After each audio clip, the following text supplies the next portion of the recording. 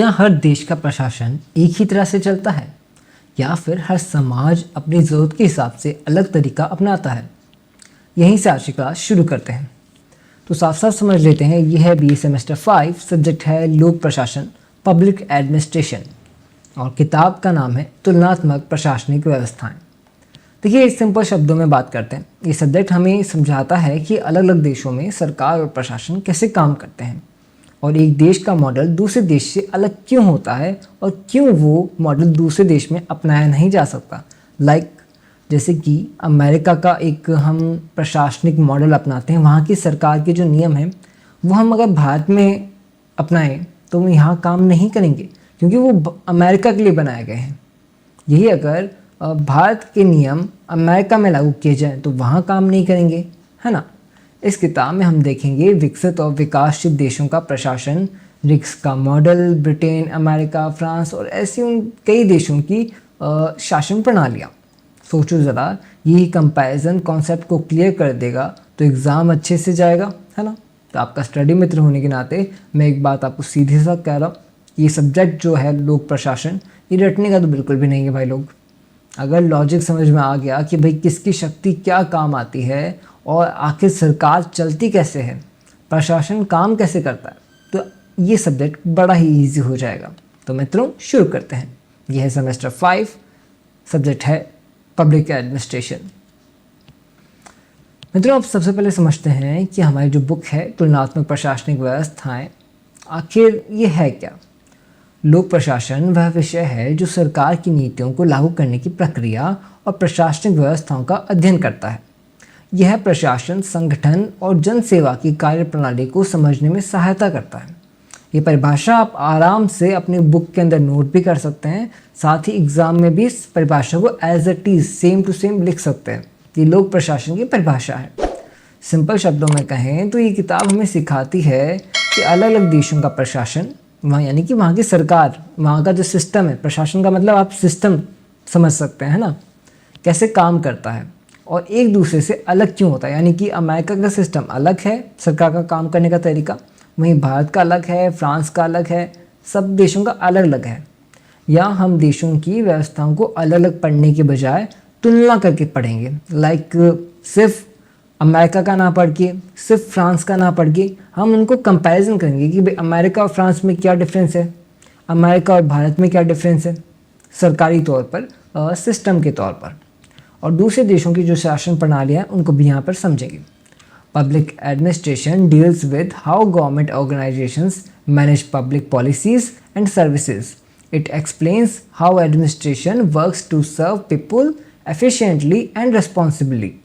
अब ज़रा सोचिए, जब हम फ़र्क समझ जाते हैं तो ये क्लियर हो जाता है कि हमारे जो व्यवस्था है वो समाज में किस तरीके से चलती है।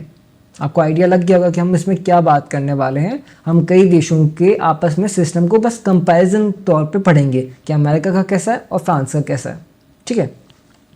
कंपैरिजन करेंगे, तुलना करेंगे। आपकी जो बुक में ही नाम लिखा हुआ है तुलनात्मक, तो यहाँ पे तुलना की जा रही, अंतर किया जा रहा है ना, डिफरेंस पता किया जा रहा है।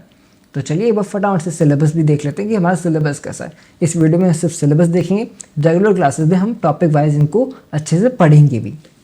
सबसे पहले हम जान लेते हैं यूनिट 1 तुलनात्मक प्रशासन, जहाँ कंपैरेटिव एडमिनिस्ट्रेशन की बेसिक को समझते हैं। देखिए, बेसिक आधार कि भाई कौन सी जो बातें हैं जो हमें पहले पता होनी चाहिए इस सब्जेक्ट को पढ़ने से पहले। विकसित और विकासशील समाजों में फ़र्क क्या होता है भाई। जैसे कि जो अमेरिका है वो विकसित है, विकासशील कौन सा हुआ, भारत अभी विकासशील है ना, वो डेवलपमेंट कंट्री है, उसकी डेवलपिंग हो रही है, डेवलपिंग कंट्री है, सॉरी। तो डेवलपिंग कंट्री के अंदर चीज़ें बिल्ड हो रही है, अभी भी बन रही है ना। तो इन जो दोनों देश हैं इनमें अंतर क्या आ रहा है। एक देश जो डेवलप हो चुका है अमेरिका, और एक जो डेवलपमेंट की ओर चल रहा है भारत, उनमें अंतर क्या आ रहा है। फिर बात करेंगे यूनिट 2 में शासन प्रणालियाँ, जिसमें भारत और अमेरिका, ब्रिटेन की राष्ट्रपति व संसदीय प्रणालियों की बात होगी। उनकी तुलना करेंगे कि भाई भारत है, अमेरिका है, ब्रिटेन है, इनके अंदर राष्ट्रपति में किसके पास क्या पावर है। भारत के राष्ट्रपति के पास अलग पावर है, अमेरिका के राष्ट्रपति के पास अलग है, वहीं ब्रिटेन के राष्ट्रपति के पास उससे भी अलग है। तो इनको डिफरेंस करके पढ़ेंगे, तुलना करके पढ़ेंगे। देन यूनिट नंबर 3 इकाई नंबर 3 के अंदर प्रशासनिक व्यवस्था, जहाँ अलग अलग देशों की एडमिनिस्ट्रेटिव सिस्टम और लोक सेवा की भूमिका आती है। लोक सेवा यूपीएससी आरपीएससी समझ गए ना, वैसे ही अमेरिका के अंदर भी वहाँ पे एडमिनिस्ट्रेटिव के जो सिस्टम होते हैं, उनके जो लोक सेवा वाले कहते हैं ना पद हैं, उनको समझेंगे। America, Britain, France, Bharat. Then unit number 4 प्रशासनिक संस्थाएं, जिसमें ब्रिटेन और अमेरिका की मुख्य एडमिनिस्ट्रेटिव इंस्टीट्यूशन को समझेंगे। देखिए यूपीएससी आरपीएससी ये हमारे भारत की संस्थाएं हैं, वैसे ही वहाँ की जो संस्थाएं हैं अमेरिका फ्रांस की, उनको समझेंगे, ब्रिटेन की। देन यूनिट नंबर 5 वैश्विक संस्थान, जहाँ अलग अलग देशों की विशेष संस्थाओं का कॉम्परेटिव अध्ययन होगा। ठीक है, तुलनात्मक तौर पर अध्ययन होगा। चलिए आपको एक बार समझ तो आ जाएगा मोटा मोटी कि आपके जो बुक है तुलनात्मक अध्ययन वाली, इसके अंदर 5 यूनिट हैं, 5 इकाइयाँ हैं और क्या क्या उनका कॉन्सेप्ट रहने वाला है। एक बार ये भी देख लेते हैं फटाफट से कि भाई किस यूनिट में क्या टॉपिक पढ़ेंगे हम। चलिए फटाफट से देख लेते हैं, ठीक है। देन यूनिट नंबर 1 जहाँ तुलनात्मक प्रशासन की बात होगी, यहीं से पूरा सब्जेक्ट शुरू होता है, पूरी फाउंडेशन यहीं से बनती है। सबसे पहले समझेंगे तुलनात्मक प्रशासन होता क्या है। सिंपल शब्दों में कहें तो 2 अलग अलग देशों के प्रशासन को कंपेयर करके समझना तुलनात्मक प्रशासन कहलाता है। मतलब एक ही नियम हर समाज में क्यों नहीं चलता। लाइक जो अमेरिका के अंदर नियम है वो अगर भारत में लागू कर दिया जाए तो काम का नहीं है, वो काम नहीं करेगा क्योंकि वो भारत के हिसाब से नहीं है ना। इसको हम समझेंगे कि वो काम करता क्यों नहीं है भारत में। फिर बात होगी प्रकृति और क्षेत्र की, ठीक है, कि भाई जो नियम है वो उसकी प्रकृति के साथ क्षेत्र के अनुसार बनाए जाते हैं। फिर बात करेंगे विकासशील और विकसित समाजों पर जो चैलेंजेस आते हैं एडमिनिस्ट्रेटिव तौर पर, मतलब जो चुनौतियाँ आती है उनको समझेंगे, है ना। और जबकि मैं बताता हूँ जो डेवलपमेंट कंट्री है, विकासशील देश है, ठीक है, जो डेवलपिंग कंट्रीज़ है वहाँ पर चैलेंजेस खूब आते हैं, चुनौतियाँ खूब आती है। बट कि जो डेवलप्ड कंट्री है, विकसित देश है, सिस्टम उनका ज़्यादा स्टेबल होता है। वो क्यों है ना।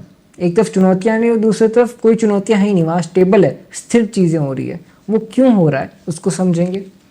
फिर बात आती है आपके FW रिग्स की, जो प्रिज्मेटिक मॉडल देते हैं वो।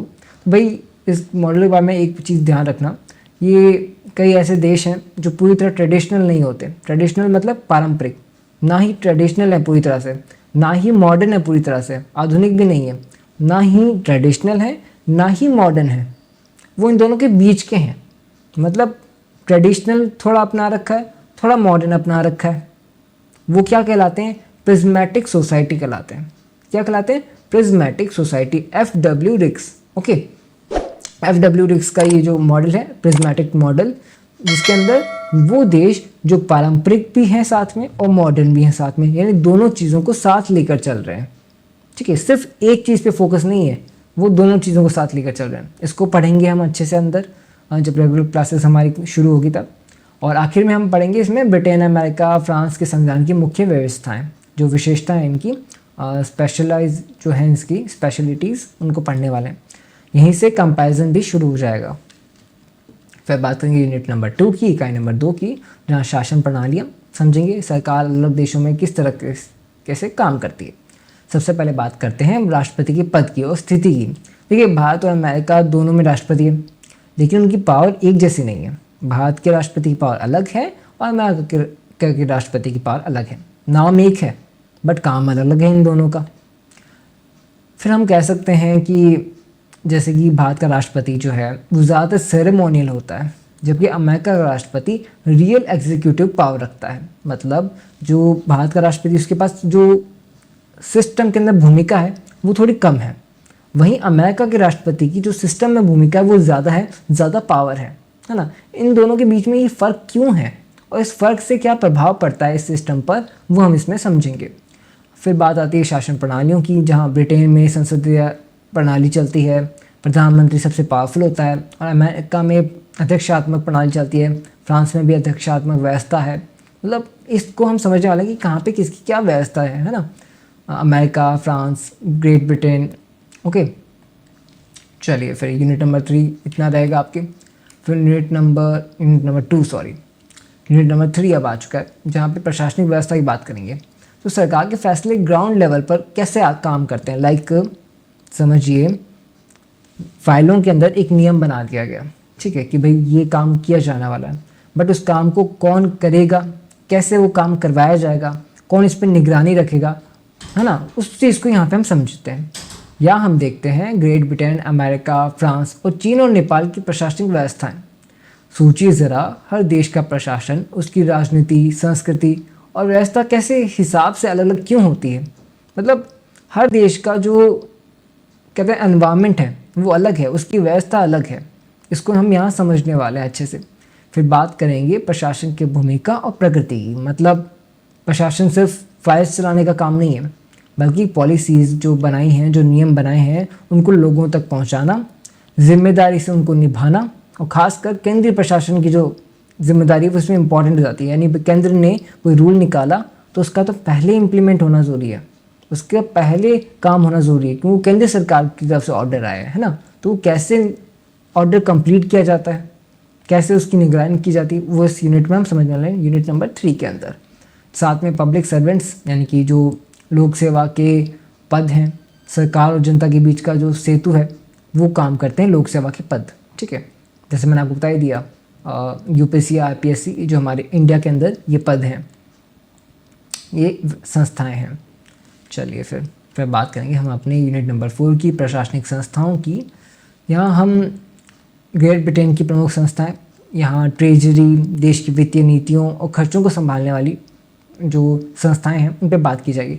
लाइक मैं कह सकता हूँ मंत्रिमंडल, सचिवालय, सरकार के कामकाज, इनका जो समन्वय किया जाता है वो समझेंगे। मतलब सचिवालय, फिर सरकार के क्या कामकाज हैं उनको समझेंगे, पॉलिसी, मनी, इन सब के ऊपर हम चर्चा करने वाले हैं। ठीक है, चलिए एक बार स्लाइड में आपको दिखा देता हूँ।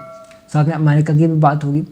अमेरिका में जैसे कि स्वतंत्र न्यायिक आयोग है, सरकार से कुछ हद तक अलग रहकर नियमन का काम किया जाता है इसके थ्रू, ताकि फैसले निष्पक्ष रहें। मतलब सरकार ने कोई ऐसा निर्णय निकाल दिया जो हित में नहीं है, तो उस पर काम कौन करेगा, उस पर काम करती है नियामकीय आयोग, ताकि निष्पक्ष जो फैसला है वही निकले, है ना। वो सरकार के दबाव को महसूस नहीं कर पाती, क्यों, अलग है सरकार से। अमेरिका के राष्ट्रपति का कार्यालय नीतियों को लागू करने में मुख्य भूमिका निभाता है। यहाँ हम ये समझने वाले हैं कि भाई किसका क्या रोल है। फिर यूनिट नंबर 5 जो हमारी आखिरी यूनिट होगी, उसमें हम प्रशासन सिर्फ देश के अंदर तक सीमित नहीं रहता, बल्कि अन्य देशों तक भी पहुँच जाता है, उसको समझेंगे। मतलब अलग अलग देशों में कुछ खास संस्थाएं होती है शासन को और बेहतर बनाने के लिए। यहाँ समझते हैं फ्रांस की राज्य परिषद, जो प्रशासनिक मामलों में सलाह और न्यायिक भूमिका निभाती है। फिर स्वीडन की जो ओम्बुड्समैन संस्था है उसको समझेंगे, जो नागरिकों को शिकायतों को सरकार तक पहुंचाने का कार्य करती है, जो नागरिकों की शिकायतें वो सरकार तक पहुंचाने का कार्य करती है।